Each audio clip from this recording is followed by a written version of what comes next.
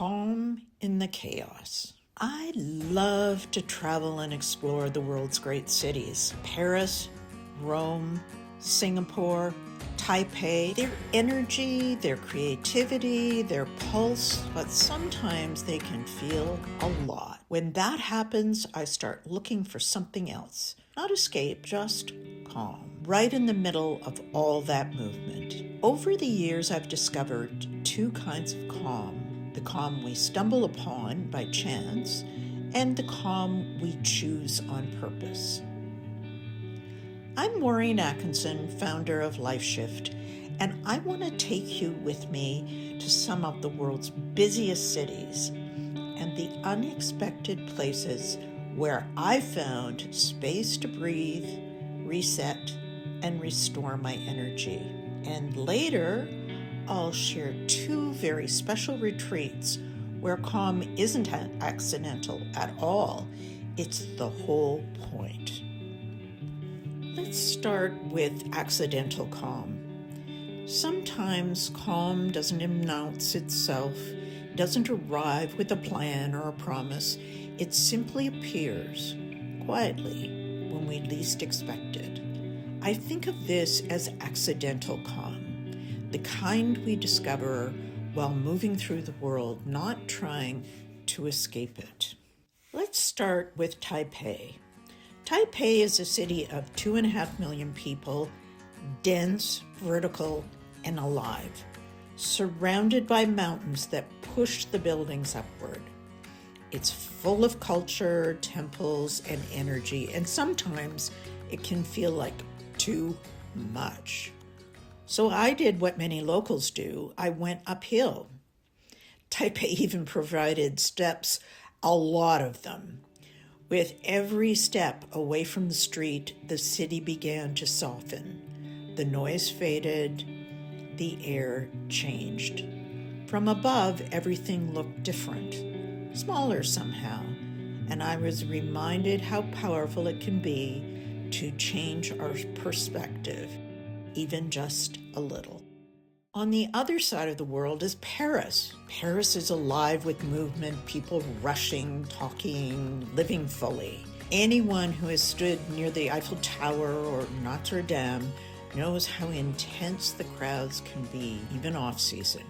My favorite place to find calm in Paris is along the Canal Saint-Martin. Here the pace shifts. Water has a way of doing that. This is where Parisian families walk, children's play, and trees offer shade and cleaner air. Here time stretches, reflections replace urgency, and without trying, you find yourself breathing more deeply.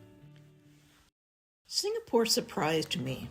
With 6 million people on a small piece of land, it has managed to become a very livable city. In places like Chinatown or the downtown core, you can feel the intensity. People everywhere, all in a hurry. But just steps away from that crush and urgency, there are places where calm feels accessible. Along the waterfront, there is Gardens by the Bay, where the sea meets the land. Walkways wind through dense trees and greenery, a reminder that even in motion, we can choose moments of quiet. And another unexpected place to find calm, one of the busiest places imaginable, an airport. At Changi Airport, there is space to pause, gardens, water, stillness, place to sit, breathe, and reset before plunging back into the chaos of travel.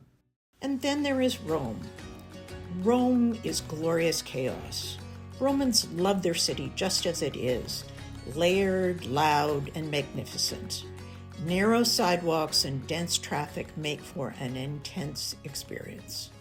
But even here, calm can be found. Step inside Villa Borghese, and something changes.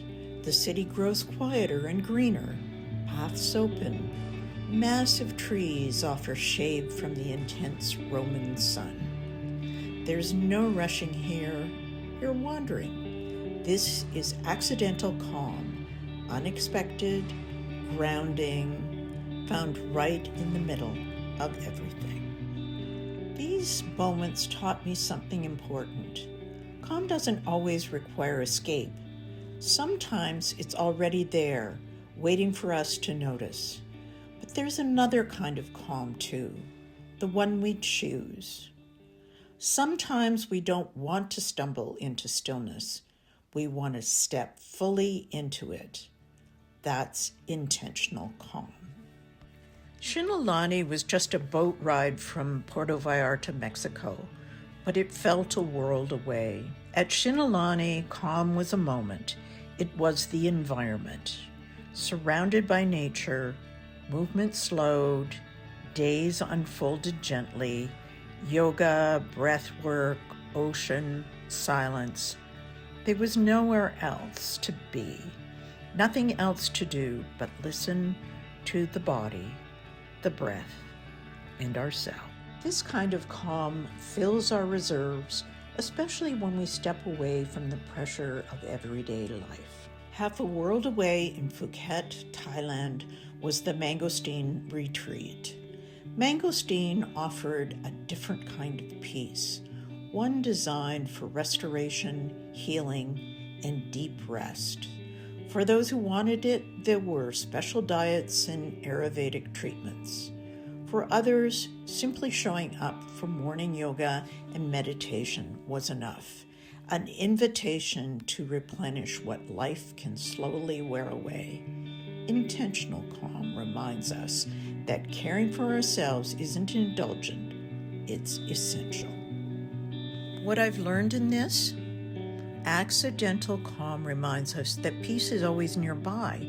Intentional calm reminds us that we're allowed to choose it. You don't need to live in stillness all the time, but you do need to know how to return to it, especially in moments of transition, especially in this season of our life. Calm isn't about leaving the world behind. It's about learning how to meet it with more ease, more awareness, and more compassion for ourselves. Sometimes calm finds us, and sometimes we find it.